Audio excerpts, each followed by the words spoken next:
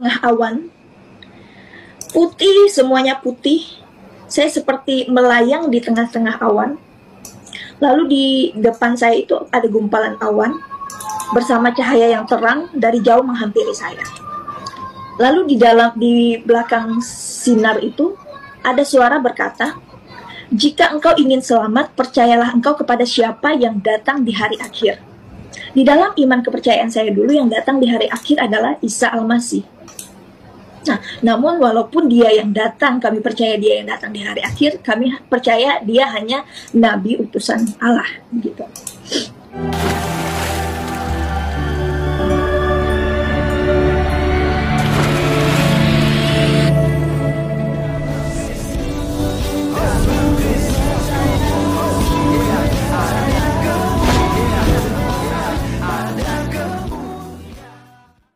Bismillah abi wal ibni wal ruhul kudus ilahu wahid. Salam elechem bisem Yeshua HaMashiach.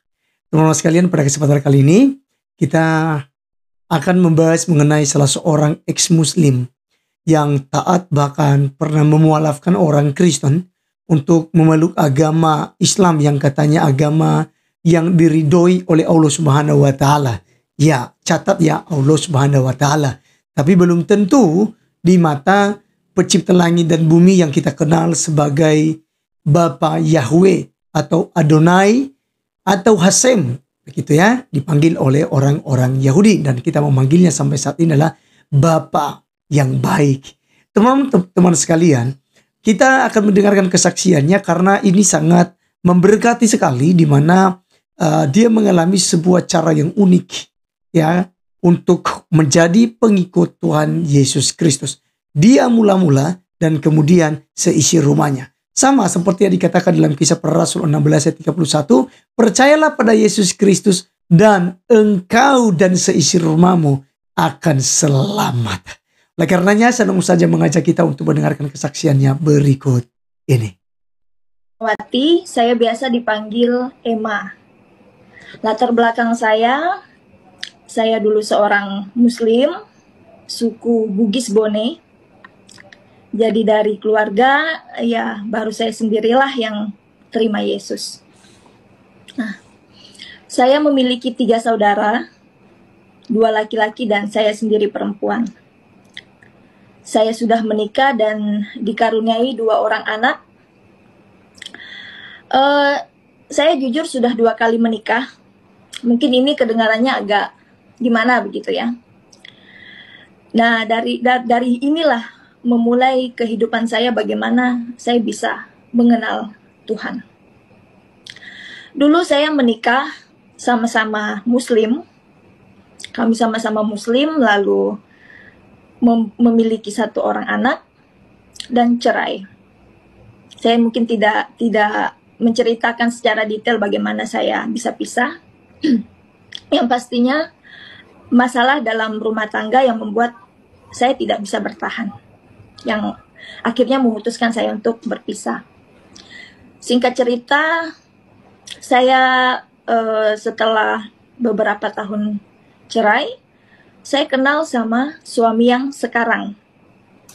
Suami saya yang sekarang itu orang Kristen.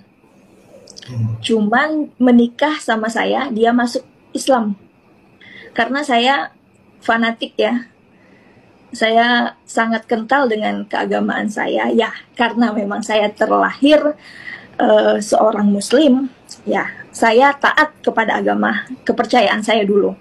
Jadi saya bilang sama suami, ikut kalau mau nikah sama saya harus masuk Islam. Akhirnya suami masuk Islam. Kami dikaruniai 1 orang putra. Dalam perjalanan, awalnya baik-baik aja. Saya sampai dipuji-puji sama keluarga karena ya di dalam Islam kita membawa orang yang masuk ke agama Islam itu upahnya surga ya. Jadi dibangga-banggakan lah begitu. Tapi beberapa bulan tahun perjalanan, saya melihat perubahan dari suami saya. Dia kembali ke keyakinan yang lamanya, dia kembali ke Kristen. Pada saat itu saya dilemanya gini, Saya takut sama Tuhan saya pada saat itu. Kalau saya berhubungan suami istri dengan suami saya yang sekarang, padahal dia sudah kembali ke agamanya lagi, saya melakukan hubungan suami istri itu hukumnya dosa. Saya takut begitu. Nah, anak saya pada saat itu, anak kami pada saat itu masih bayi, masih kecil sekali. Saya bingung gitu, mau mengambil keputusan bagaimana. Pada saat itu, singkatnya, kami sudah mau cerai gitu ya. Karena saya juga tidak bisa mempertahankan orang yang sudah membohongi saya. Saya merasa dia membohongi saya begitu. Namun, saya berpikir lagi, saya bawa sholat, saya ngaji, saya sholat, saya ngomong sama Tuhan saya. Saya bilang, ya Allah, kenapa hidup saya seperti ini? Dari pernikahan saya yang pertama, saya sangat tersiksa sekali. Saya tertekan, saya kecewa, saya sedih. Jadi, saya merasa tekanan-tekanan hidup yang sangat berat sekali saya alami, gitu. Nah, saya tidak pernah ingin mau saya itu menikah berulang-ulang kali, tidak. Saya kalau bisa di dalam seumur hidup saya nikah itu cuma 1 kali seumur hidup begitu ya. Tetapi karena ya kalau di Islam ya, di agama saya yang dulu ya nikah cerai ya mungkin biasa ya, karena memang boleh menikah lebih dari 1 kali. Nah, namun pada saat itu saya tetap aja di dalam hati saya nggak pengen cerai. Kenapa? Anak saya yang pertama sudah cukup merasakan tidak lengkap kehadiran kasih sayang kedua orang tuanya. Jangan sampai anak ini begini lagi. Tetapi saya dilema begitu. Sampai saya bilang, ya Allah, kok gini banget sih hidup saya? Dari saya kecil, dari sampai saya menikah, saya selalu merasakan kesedihan. Kenapa kalau begini, kenapa saya harus dilahirkan di dunia ini kalau saya harus merasakan seperti ini? Pada saat itu, waktu saya mendapatkan tekanan-tekanan hidup, saya melakukan kehidupan yang jauh daripada Tuhan. Saya melakukan kehidupan yang penuh dengan dosa. Saya tidak membalas orang-orang yang menyakiti saya, tetapi saya melampiaskan itu dengan kehidupan yang menghancurkan diri saya pribadi, gitu. Lalu pada saat itu, saya sudah mulai pisah rumah dengan suami, kami sudah mau cerai. Namun pada saat itu saya dilema bagaimana, apakah saya harus cerai, tetapi kalau saya cerai bagaimana anak ini, begitu ya. Saya menangis setiap malam, menangis dengan tekanan-tekanan hidup yang saya alami. Lalu saya sholat, saya berdoa. Saya bersaksi, saya tekankan sekali lagi, saya tidak menjelek-jelekkan agama saya yang sebelumnya, tetapi saya bersaksi real, nyata yang saya rasakan dalam kehidupan saya, yang saya rasakan, ini yang saya saksikan, begitu. Bagaimana saya bisa mengenal Allah itu di dalam setiap pergumulan-pergumulan hidup saya. Saya datang pada saat itu, saya sholat tahajud, saya ingat di jam 12 malam. Saya bilang, ya Allah, kenapa engkau saya telah membawa orang untuk mengenal Engkau, ya Allah. Tetapi mengapa Engkau ambil dia kembali?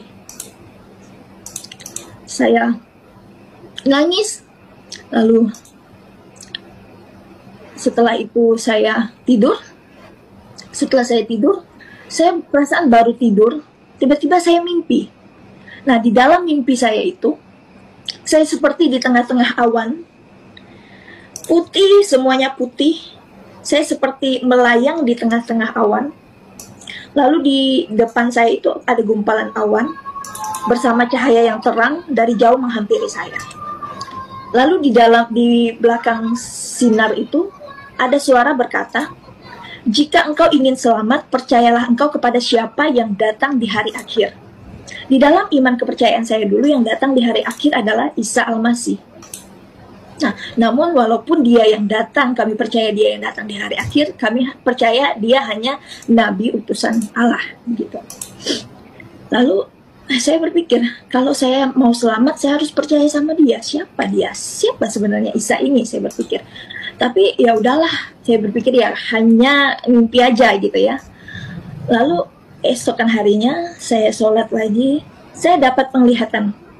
Penglihatan itu saya lagi sholat, lagi ruku, lagi tahiyatul, tiba-tiba putih, semuanya putih, lalu seperti ada sosok terang, memang samar-samar, tapi yang dilihatkan dari penglihatan saya itu adalah Isa Al-Masih itu, Yesus Kristus itu. Dan dia berkata, jika engkau ingin selamat, percayalah kepadaku. Lalu saya berpikir, mungkin ini setan gitu ya.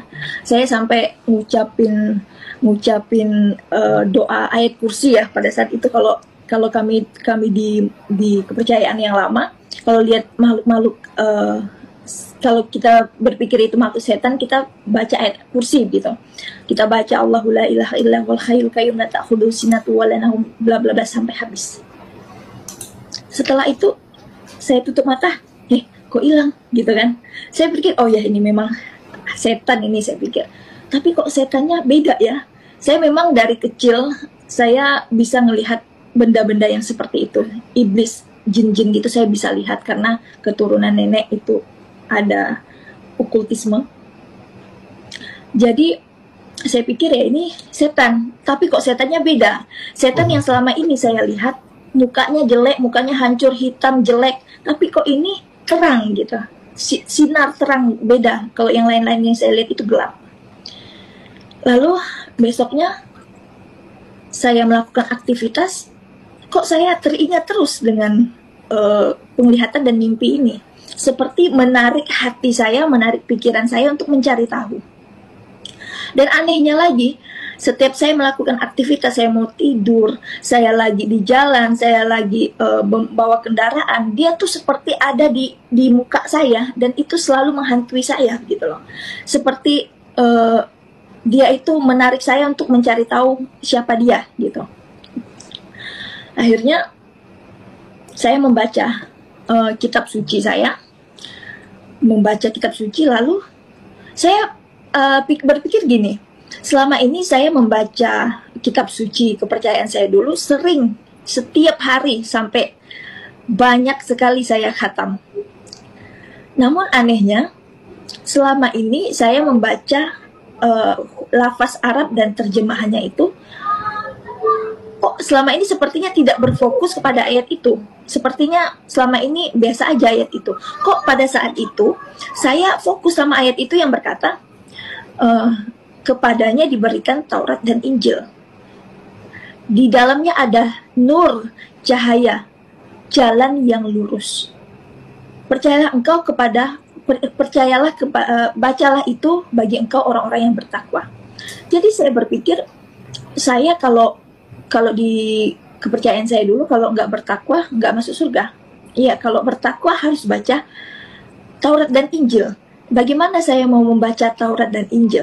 Memang di dalam 6 rukun iman, salah satu 6 rukun Islam iman, salah satunya itu percaya kepada kitab-kitab.